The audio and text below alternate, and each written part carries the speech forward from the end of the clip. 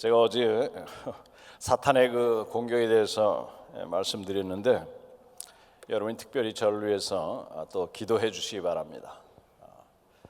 사탄의 역사가 하나님께서 하나님의 뜻을 찾고자 하는 데는 하나님께서 물론 허용하신 그 범위지만 사탄이 그걸 방해하려고 하는 역사가 반드시 있습니다. 제가 그 목회할 때도 여러 가지 설교 중에 특별히 그 구원 설교를 하려고 하면 반드시 사탄의 그 방해 공작들이 있는 것을 수도 없이 체험했습니다. 그 복음을 들어야 될, 변화돼야 될, 정말 하나님께 나와야 될 그런 사람들 그것을 못하게 하려고 아주 이 모양 저 모양으로 사도 바울이 얘기하는 대로 사탄의 그 괴계가 여러 형태로 나타나는 것을 너무 많이 체험했는데 우리 이 기간 동안에도 하나님의 뜻을 헤아리고 어떻게 하면 우리가 하나님 뜻 가운데 정말 하나님의 뜻을 이 땅에서 이루는 그 교회와 재직이 되겠는가 하는 그 뜻을 헤아릴 때 사탄이 좋아하지 않을 것은 당연합니다. 그러나 우리 주님께서 그 뜻을 헤아리는 우리들과 함께 하시고 우리에게 힘을 주시고 지혜와 능력 주시는 그 하나님을 바라보면서 우리 같이 노력하고 부족한 저를 위해서 기도를 많이 부탁을 드립니다.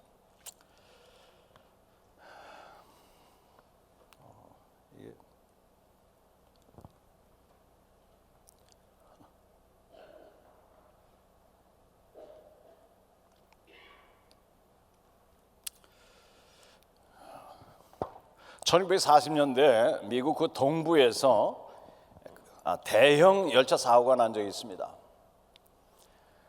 두 열차가 승객을 가득 채운 그런 상태로 서로 전속력으로 달리다가 충돌해가지고 수많은 사상자가 난 적이 있었던 것입니다. 그때 그 사고가 어떻게 났는가를 검사하는 그 조사관이 나와가지고 그 사고 현장에 가서 이모저모를 검사하게 되었습니다. 이제 열차 그 역에서 말하자면 그 기차를 조절하는 서고 가고 하는 걸 조절하는 역원한테 이 조사관이 물었습니다. 당신은 왜 열차 하나가 서고 다른 것이 지나간 다음에 지나가도록 해야 되는데 그 열차가 그냥 지나가도록 해서 충돌하도록 만들었습니까? 그랬더니 역원이 하는 말이 저는 열차가 서라고 깃발을 흔들었습니다. 근데 그 열차 기관사가 열차를 세우지 않고 그냥 역을 통과해서 지나갔습니다. 이렇게 대답했어요. 기관사한테 가서 물었습니다. 당신은 왜 그 역원이 서라고 깃발을 흔들었는데 서지 않고 그냥 지나가서 충돌하게 만들었습니까? 그랬더니 그 열차 기관사 하는 말이 아닙니다. 그 역원이 저한테 이 천천히 조심하면서 가되 서지 않아도 된다고 하는 노란 깃발을 흔들었기 때문에 제가 그냥 천천히 지나가다가 그 역을 통과해서 그냥 가게 되었습니다. 이렇게 얘기했습니다. 처음에 역원은 자기가 서라고 빨간 깃발을 흔들었다고 얘기하고 그 기관사는 이 역원이 서행을 하되 그 서지 않아도 된다고 하는 그 노란 깃발을 흔들었기 때문에 그냥 통과했다고 하는 그 말이 서로가 맞지가 않아서 그러면 그 깃발을 가져오라고 얘기했습니다. 깃발을 가져왔더니 원래는 빨간색인데 오래돼가지고 변색, 퇴색이 돼가지고 주황색 비스름하게 돼가지고 어떻게 보면은 노란색으로 보이고 어떻게 보면은 또 빨간색으로 여길 수 있는 그 중간색으로 되어졌던 것입니다. 그렇기 때문에 역원은 서라고 하는 빨간색을 흔든다고 생각했고 그 기관사는 노란 깃발을 흔드는구나 하고서 그냥 지나갔던 것입니다. 이 변색되고 변질된 복음도 마찬가지입니다. 이것은 이 열차 사고에서 그 변색된 이 깃발이 수많은 사상자를 낸 것 이상으로 수많은 영혼들을 영원히 멸망의 길로 빠뜨리는 그런 아주 엄청나고 비극적인 일을 가져올 수 있는 것입니다. 오늘 여러분 재직들이 우리 진리에 대해서 좀 하나님께서 무엇을 말씀하시고 하나님께서 말씀하신 것이 정확하게 무엇인가를 우리가 헤아리고 살피는 것은 너무나도 중요한 그런 일이요. 어제도 말씀드린 것이 그것이 우리의 모든 하나님을 위한 하나님을 섬기는 일의 출발점임을 성경은 거듭거듭해서 말씀하고 있는 것입니다.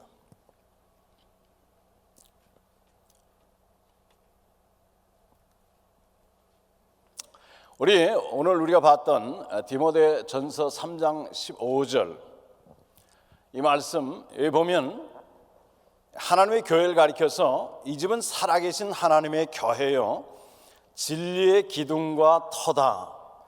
이제 그 영적인 그 아버지가 됐던 사도 바울이 그 자기의 영적인 아들 복음 안에서 낳았다고 하는 그 디모데에게 교회 지도자에게 교회 사역자에게 교회 재직에게 전해주는 그런 말씀입니다. 그러면서 교회를 가리켜서 살아계신 하나님의 교회여 진리의 기둥과 터라고 이렇게 정의를 내리고 있습니다.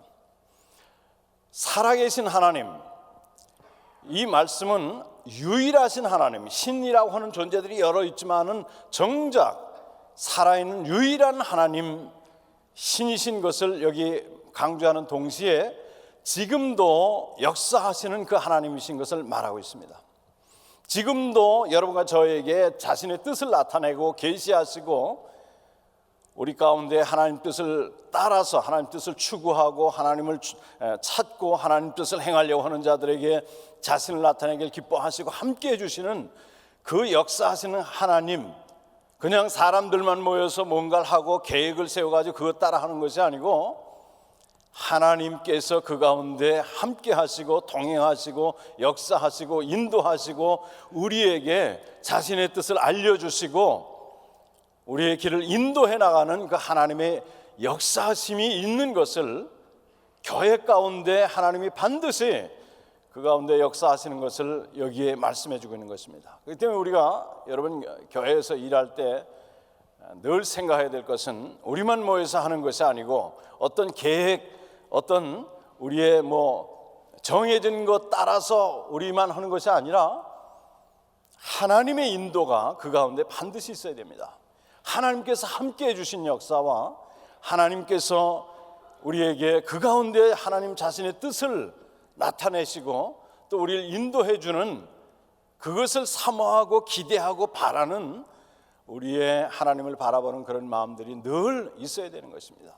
우리 구약 성경에 보면 우리 그 광야의 길을 갈 때 물론 그 이집트에서 애굽에서 가나안 땅으로 가는 그 길을 설정해 놓고 사람들이 다 계획을 세우고 사람들이 다 가는 어떻게 가는가에 대한 생각들이 다 있지만은 그 리더들이 그 지도자들이 했던 것은 늘 하나님께서 동행해 주시고 하나님께서 그 가운데 역사해 주시고 하나님이 인도해 주시기를 늘 바라고 기도하고 기대하고 사모하고 했던 것입니다.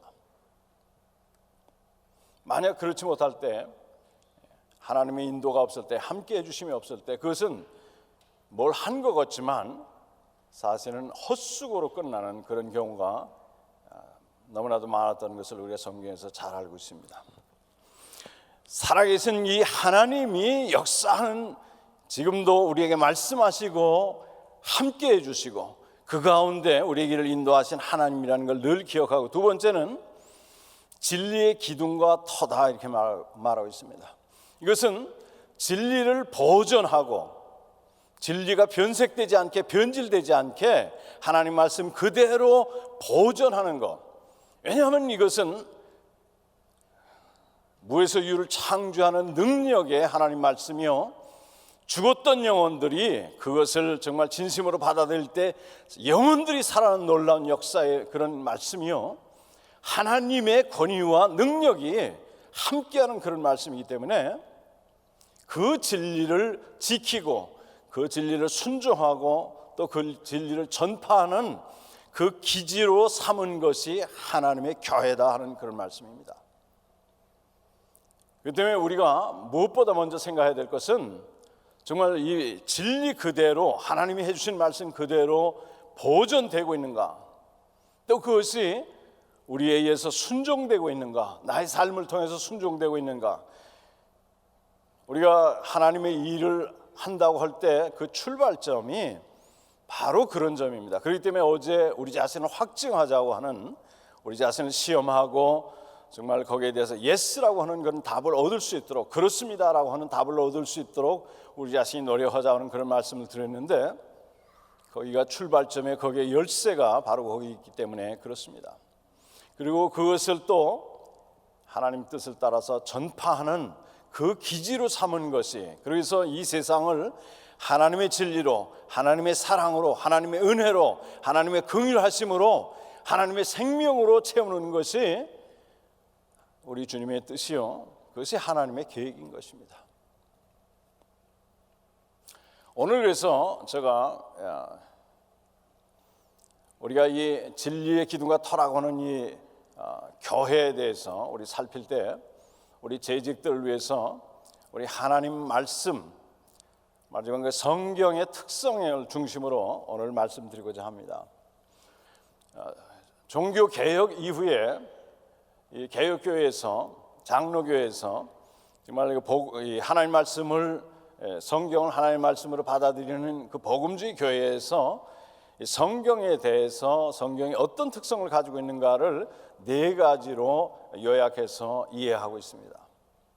첫 번째는 성경의 권위입니다. 성경의 권위성, authority.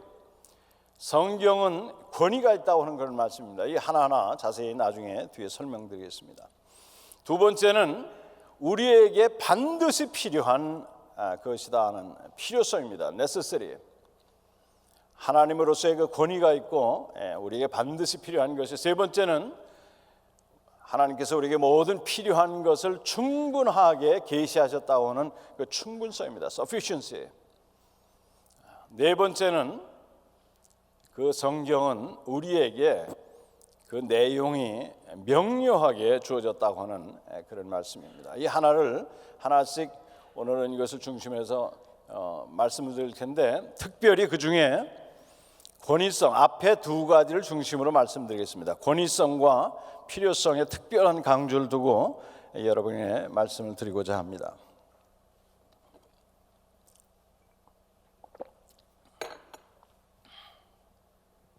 첫째, 권위성에 대해서 말씀드리겠습니다.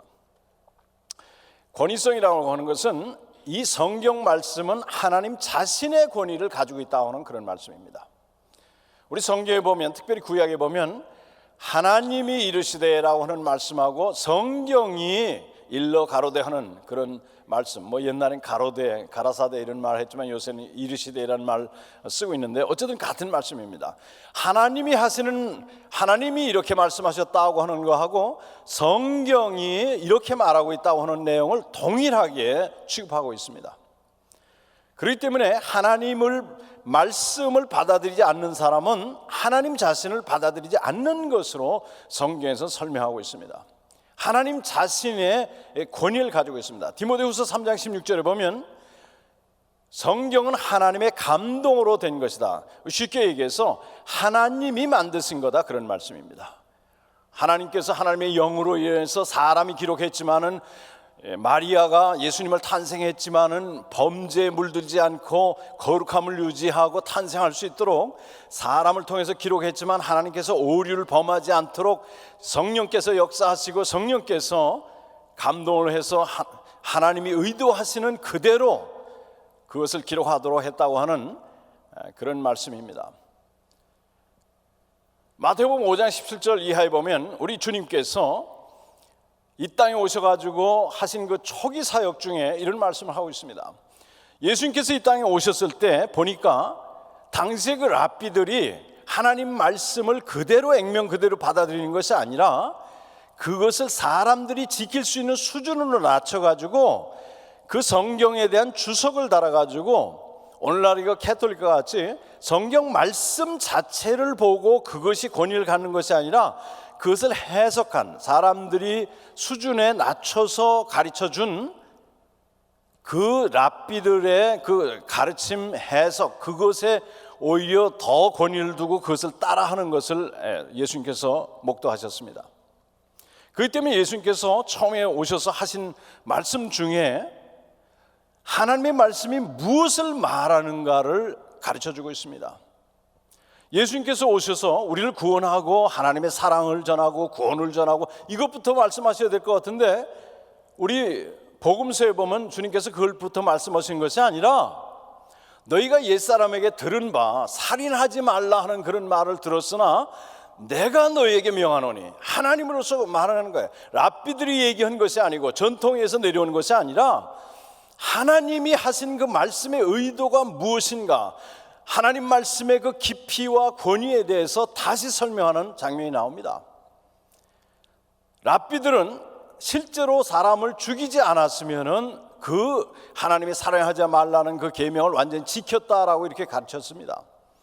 그러나 하나님께서 그 살인하지 말라는 계명을 주셨을 때 그 계명의 깊이, 그 계명의 진정한 의미는 뭐냐 하면, 물론 그 다른 사람을 실제로 신체적으로 죽이지 않은 것도 포함하지만 내 형제를 향해서 증오하는 마음을 품고 대할 때 그것이 살인과 마찬가지다, 이렇게 말하고 있습니다.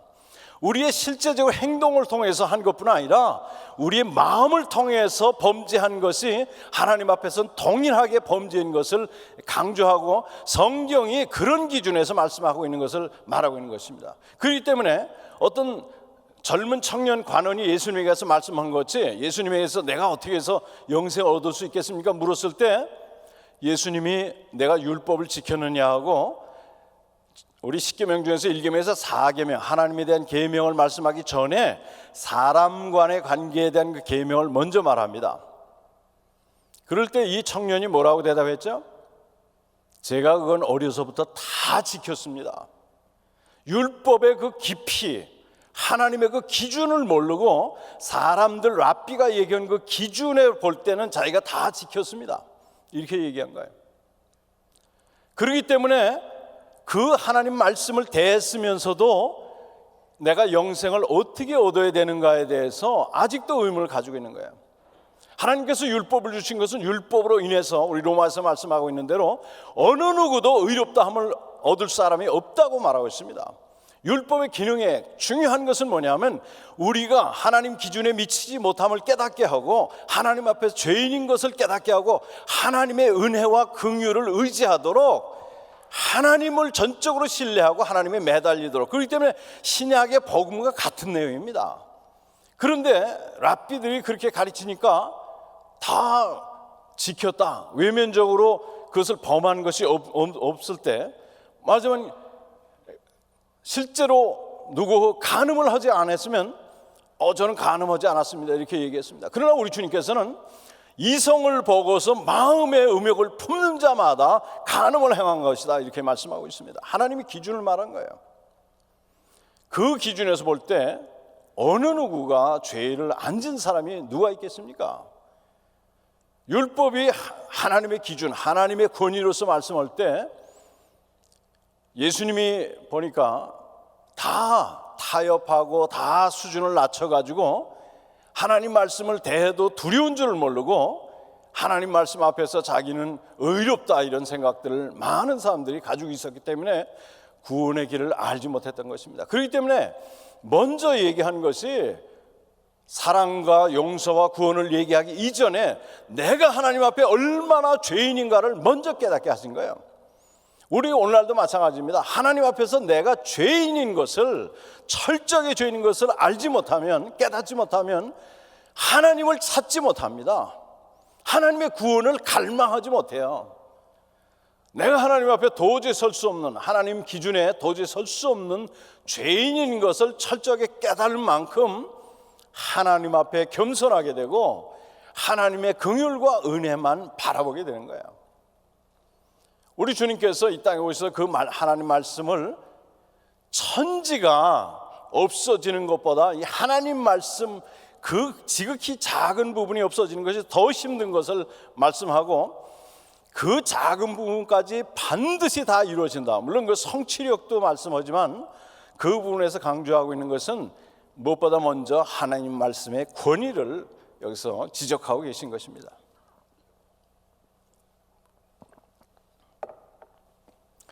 하나님 자신의 그 권위를 가지고 있어요. 그렇기 때문에 여러분 하나님 말씀 볼 때 하나님께서 그 말씀을 통해서 여러분과 저에게 뜻을 나타내고 자신을 나타내고 하나님의 그 깊은 것을 보여주신 것입니다. 그렇기 때문에 시편 기자가 말씀을 보되 나의 눈을 열어 하나님 말씀에 기이한 것을 보게 하소서, 정말 그 간절히 사모하고 기대하고 하나님이 그 말씀을 통해서 내게 새로운 것을 깨닫게 하시고 하나님의 뜻을 알게 하시고 하나님이 내게 정말 들려주기 원하는 그것을 듣길 원하는 그런 심정으로 하나님 말씀을 대해야 됩니다. 우리가 말씀을 대할 때 하나님을 대하는 것과 마찬가지라고 우리 주님이 분명히 말씀하셨어요.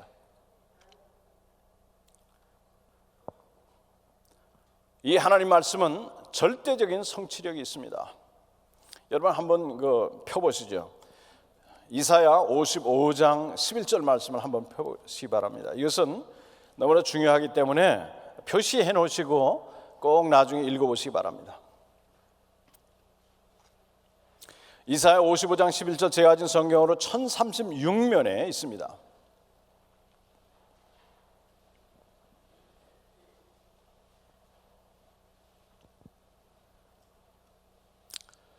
찾으셨으면 우리 같이 읽겠습니다. 내 입에서 나가는 말도 이와 같이 헛되이 내게로 되돌아오지 아니하고 나의 기뻐하는 뜻을 이루며 내가 보낸 일에 형통함이니라. 하나님께서 하신 말씀은 그것이 이루어지는 일이 없이 헛되이 다시 하나님께 돌아오는 일이 결코 없다고 이렇게 말하고 있습니다. 하나님이 한번 하신 말씀은 반드시 그 하나님이 의도하신, 하나님 말씀하신 그 내용을 이루고야 만다고 하는 그런 것입니다. 하나님께서 이 천지를 창조하실 때 그렇기 때문에 말씀으로 창조했다 이렇게 얘기하고 있어요. 하나님께서 하신 말씀은 그 말씀 자체가 성취력이 있습니다.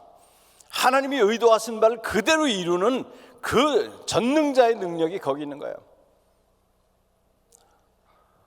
제가 공부했던 그 학교 중에 선생님이 한 분 계시는데 한국에 12년 동안 선교사로 오신 분이 계셨습니다.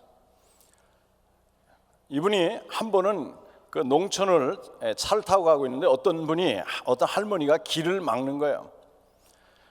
왜 그런가 하고 차에서 내려서 여쭤보니까 자기 아들 좀, 선교사인 줄 알고 아들을 좀 고쳐달라고 막 그냥 끌어가는 거예요. 그래서 그 집을 따라갔더니 외양간에 어떤 사람이 어둑한데 거기에 앉아 있는 것입니다. 그게 보니까 침을 여기 입에서부터 이렇게 줄줄 흘리면서 이 목으로부터 아주 깊은 소리가 나는 거예요. 이 사탄이 마귀의 그런 소리죠.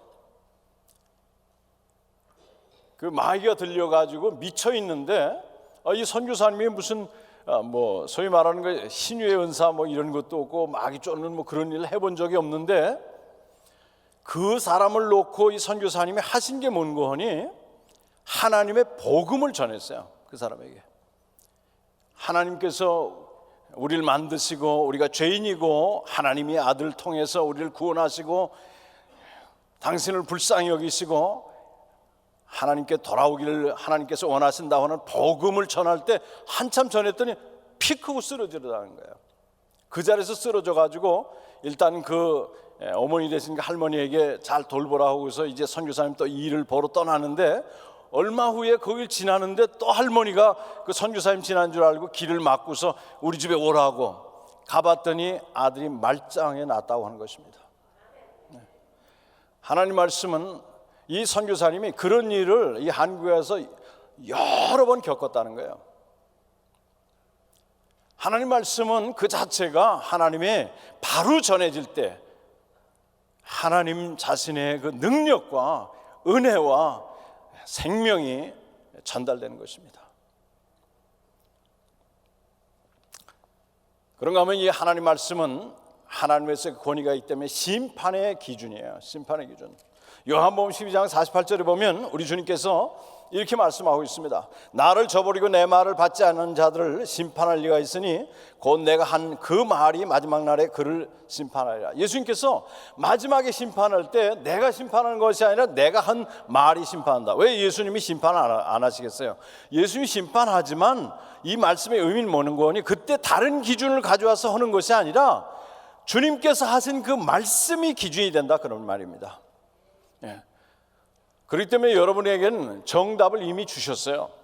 그날에 뭘 가지고 우리 삶을 점검하고 뭘 가지고 우리를 하나님께서 너가 어떻게 살았는가를 살피는가, 그 기준이 뭔가, 주님께서 우리에게 하신 그 말씀, 하나님의 말씀을 통해 우리의 삶을 점검하고 평가하고 우리의 상급줄 여부를 결정하신다 하는 말씀입니다.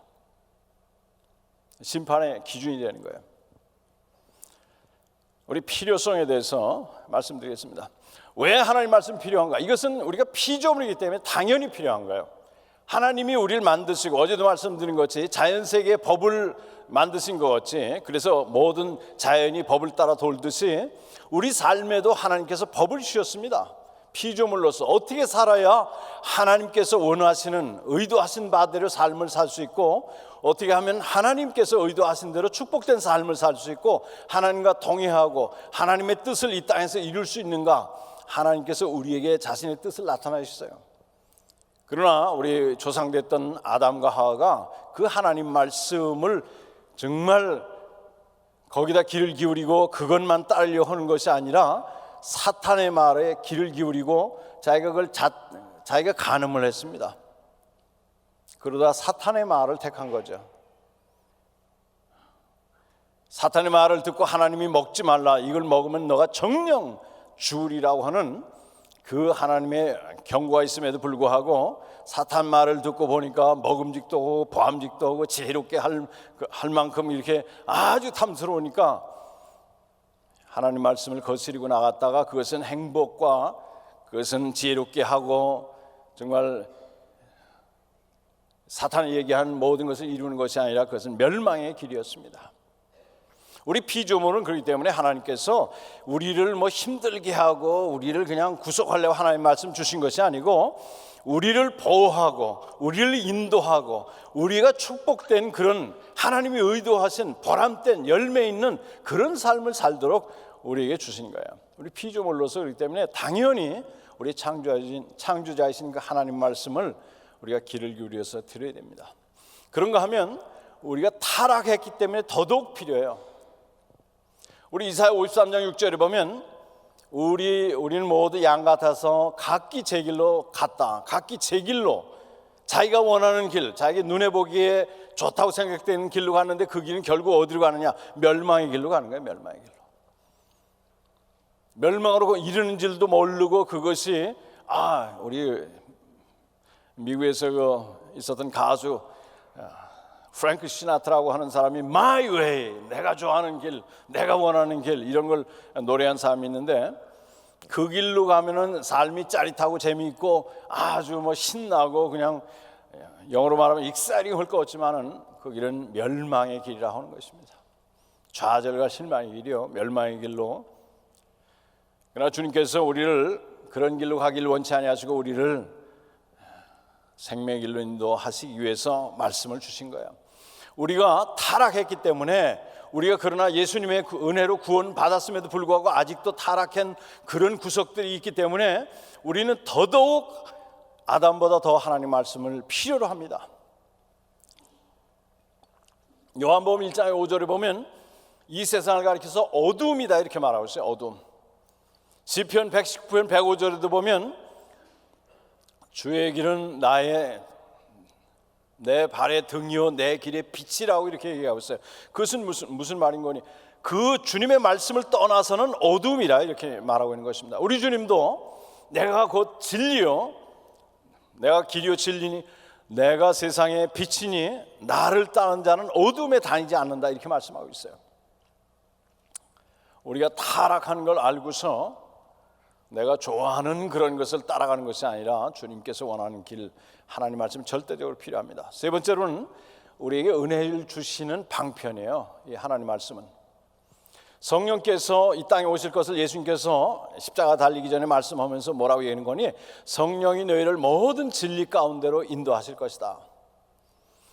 우리 주님께서 해주시는 그 하나님 말씀, 성령께의 역사는 결국 우리는 성령의 역사, 성령께서 충만 이러면은 신비한 거, 그냥 무슨 방언 같은 거 물론 그런 거 있을 수도 있지만은 결국은 모든 걸 통해서 주님이 이 땅에서도 이적을 이루시고 사람들 깜짝 놀랄 그 병 고침의 역사 모든 게 있었지만 결국은 무엇을 위해서 하느냐? 로마서 1장 6절에 말한 대로 말씀을 듣고 믿고 순종하도록 하는 거예요. 순종하도록. 네. 그걸 통해서 하나님의 은혜를 체험하도록, 진리 가운데 우리 삶이 낭비되고 우리 삶이 정말 후회하지 않도록 열매 있는 삶, 보람 있는 삶, 진정 하나님이 주시는 그런 행복한 삶을 살도록 하기 위해서 하나님께서 말씀을 주셨습니다. 말씀을 통해서 우리에게 은혜를 주시는 거예요. 하나님의 음성을 들려주세요. 하나님께서 우리에게 원하는 그 뜻을 우리에게 보여주십니다. 에베소 6장 17절에 보면 이것은 사탄이 우리 믿는 자들을 공격하는, 유혹하는, 우리를 혼동하게 만드는 그것이 모든 공격을 물리치는 성령이 사용하는 검이다, 이렇게 말하고 있습니다. 하나님의 말씀.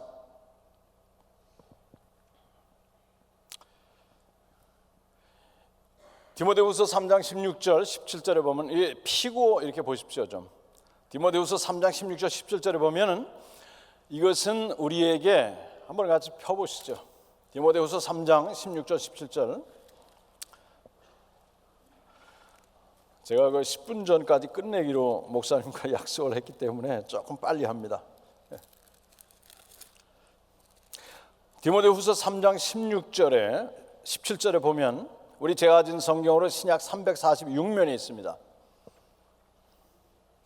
성경에 관한 아주 중요한 우리가 외워야 될 그런 구절입니다. 우리 찾으셨으면 같이 읽겠습니다.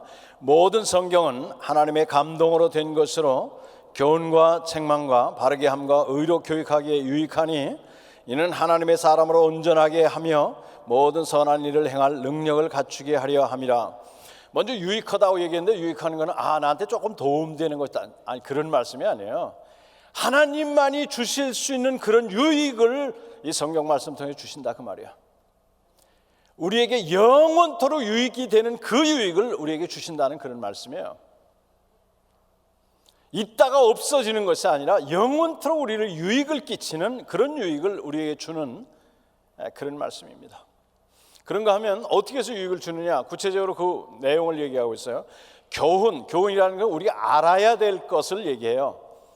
우리가 알아야 될 것, 우리 실상이 어떤가 하는 것, 하나님에 대해서 알고, 우리의 구원에 대해서 알고, 우리의 삶에 대해서 알고, 이 세상에 대해서 알고, 사탄에 대해서 알고, 그런 모든 알아야 될 그런 부분들, 그것을 교훈이라는 말로 표현하고 있습니다. 그런가 하면 책망, 내가 잘못된 것을 성경이 깨닫게 해줘요. 뭐가 잘못되는가? 잘못됐을 때 우리에게 잘못된 것을 깨닫게 해줍니다. 그렇기 때문에 우리가 하나님 앞에 범죄하고는 성경이 잘 봐지지 않는 이유가 바로 거기 있습니다. 성경이 우리가 잘못한 걸 지적하거든요. 하나님께서 그 말씀을 통해 역사하기 때문에 우리가 하나님과 관계가 원만하지 못하고는 성경이 읽혀지지가 않습니다. 일반 체육과 달라요. 왜? 살아계신 하나님의 말씀이기 때문에 그래요. 그러나 그 말씀을 따르는 길이 지혜로운 길이요, 복된 길이요, 그 열매 있는 길입니다. 후회하지 않는 길이에요. 그런가 하면 우리를 바르게 고쳐준다고 말이에요. 고쳐주는, 우리 잘못된 걸 깨닫게 할 뿐 아니라, 알게 할 뿐 아니라 우리를 고쳐주는 그런 일. 그래서 하나님께서 원하는 그 길로 갈 수 있도록 해주는 그런 역할을 성경이 우리에게 해준다 하는 말입니다. 그런가 하면 의로 교육한다. 의로 교육한다는 말은 하나님의 뜻을 따라 살 수 있도록 우리를 훈련시켜준다, 그런 말이에요. 하나님 말씀을 따라서 그것을 순종하려고 하면 하나님이 의도하신 그 뜻을 따라 살 수 있게끔 성경이 우리를 만들어줍니다.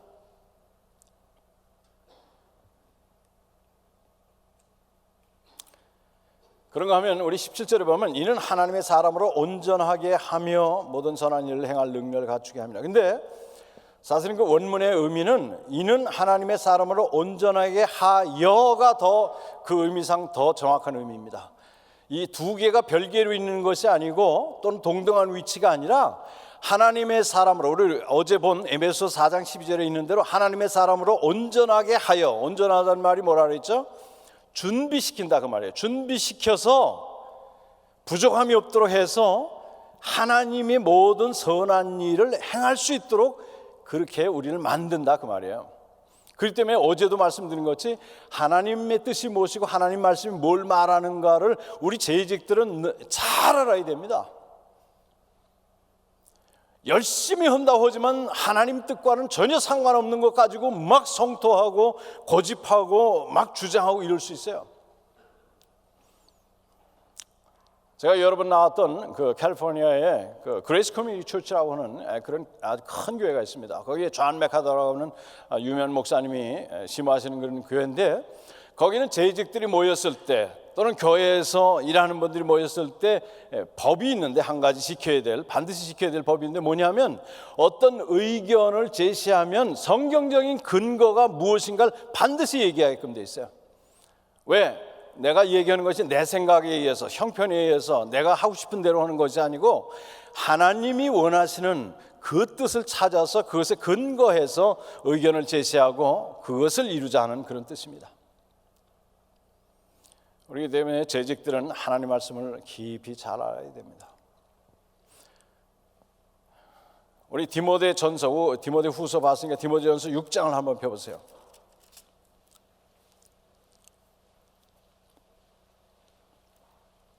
우리 3절만 읽겠습니다. 디모데전서 6장 3절 같이 읽습니다.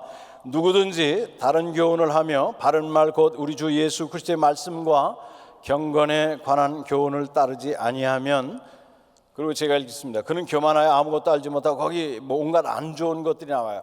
우리 이 말씀 하나님께서 주신 말씀인데 우리 기억해야 될 것 첫 번째, 누구든지 어느 누구를 막론하고, 목사님, 선교사님, 장로님, 뭐 집사님 누구를 막론하고 기도를 많이 하고 신앙생활 오래 하고 교회 생활을 뭐 수십 년 하고 상관없어요.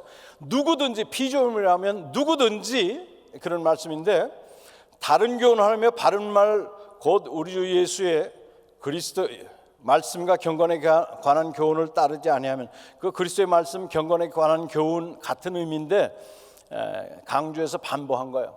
뭐냐면 하나님의 말씀을 따르지 아니하면 이렇게 되어 있는데, 사실 그 원문의 의미는 더 정확하게 문자적으로 해석하면 뭐냐면, 하나님의 말씀에 계속해서 하나님 말씀으로 나오지 아니하면, 그런 뜻입니다.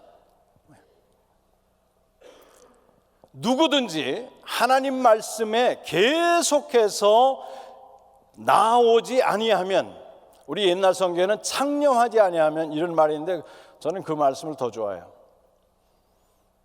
누구든지 하나님 말씀에 계속해서 나오지 아니하면, 그 나온다는 말이 제가 써놨습니다만 그 안에도 있더니 히브리서 4장 16절에 있는 은혜의 보좌 앞에 나올지니라, 하나님 앞에 나가기를 힘쓰라고 하는, 때를 따라 돕는 은혜를 얻고 하나님께서 우리를 도와주시는 그 긍휼하심을 입기 위해서 하나님 보좌 앞에 계속해서 나가야 된다고 하는 그 말씀과 똑같은 말을 사용하고 있어요.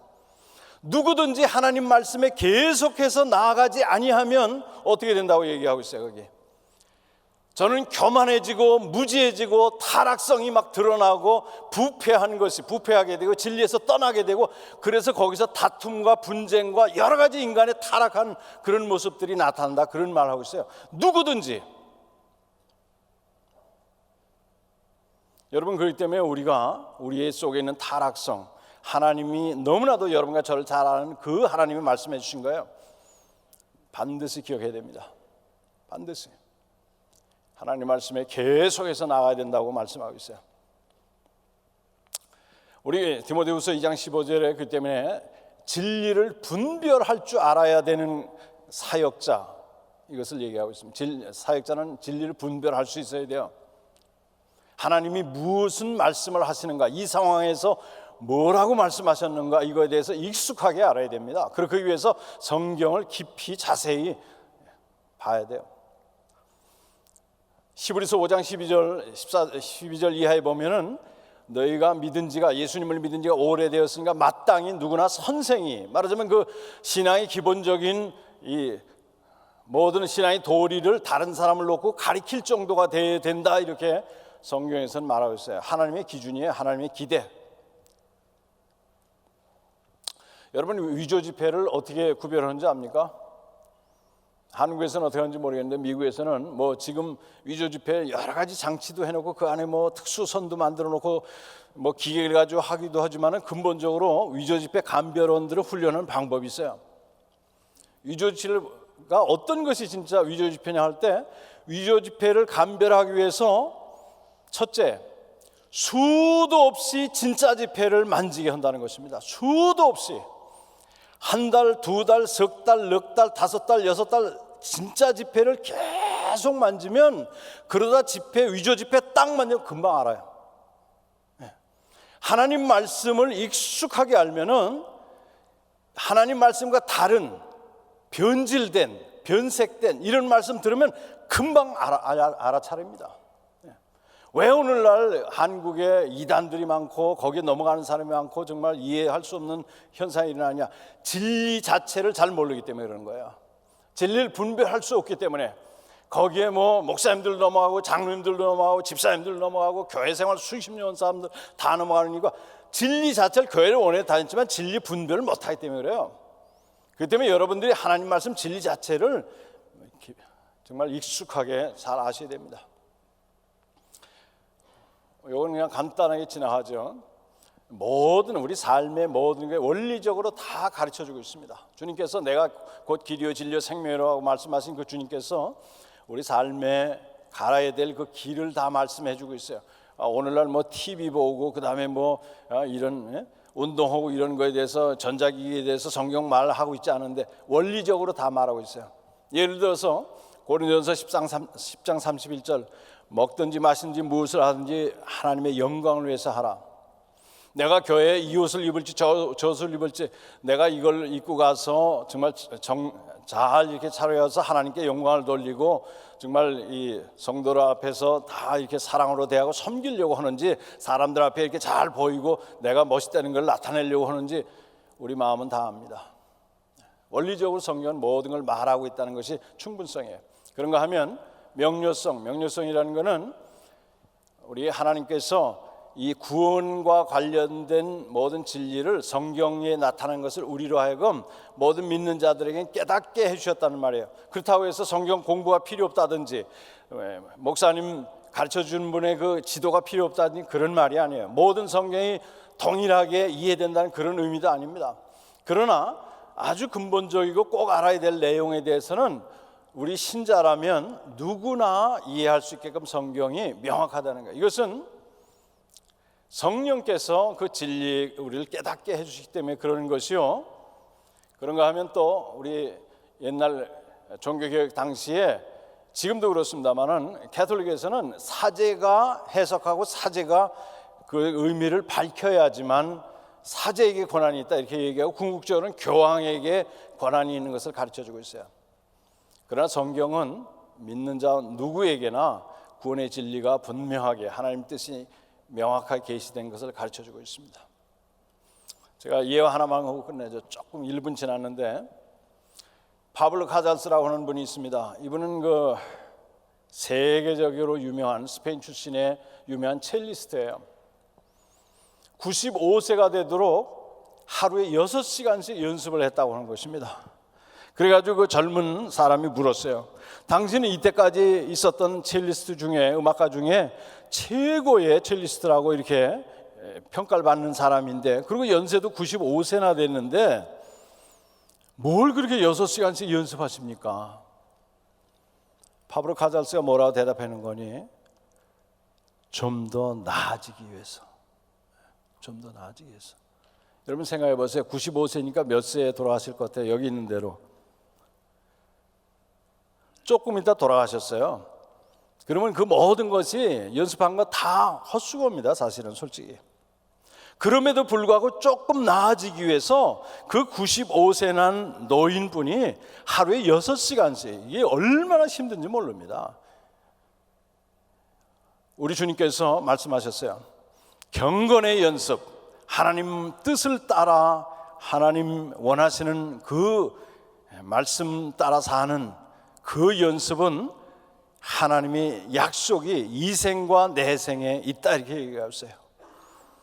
하나님의 뜻을 분별하고 하나님의 뜻을 따라 순종하고 나 자신의 그 타락된 본성을 그걸 하나님의 힘으로 이겨내고 하나님이 원하시는 그런 삶을 살려고 노력하며 진리를 분별하려고, 여러분이 하나님의 말씀 무엇을 가르쳐 주시는가, 무엇을 내게 말씀하시는 걸 사모하고 기대하고 정말 그것을 찾기 위해서 매일 노력하는 것은 일시적으로 있다 없어지는 것이 아니라 그것은 이 생에도 하나님의 약속이 있고 우리가 사는 지금 현재에도 내 생에 영원토록 여러분과 저를 유익하게 하는 계속 남아있는 하나님의 놀라운 축복이라고 말씀해주고 있어요. 여러분과 저가 정말 이 하나님 말씀을 사랑하고 정말 하나님이 그 음성을 통해서 우리를 들려주고 그걸 통해 성령께서 역사하시는 것을 보고 정말 하나님 우리의 삶이 우리 이사야 53장에 있는 대로 각기 제 길로 갔던 우리의 길, 예수 믿는다고 하지만 아직도 내가 원하는 길이 아니라 하나님의 뜻을 분별해서 그 뜻 가운데 살아서 우리가 부족하지만 내가 정말 다른 사람 앞에 내놓을 것이 없다고 생각될지 모르지만 내가 다른 사람만큼 잘나지 못했는지 몰라도 다른 사람만큼 가지지 못하고 내 삶을 돌이켜볼 때 이룬 것이 그만큼 없다고 생각될지 몰라도 하나님이 하신 말씀을 따라왔음으로 인해서 우리 주님이 잘했다, 너가 적은 능력 가지고 이렇게 충성했구나 칭찬받으신 여러분들 모두 되시길 주님의 이름으로 축원합니다.